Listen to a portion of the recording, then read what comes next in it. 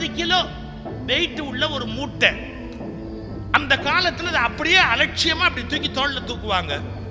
100 kilo 200 kilo weight முடியுமா? அப்படி ஒரே ஒரு சயின்டிஸ்ட் ஒன்று கண்டுபிடிச்சான். என்ன தெரியுங்களா?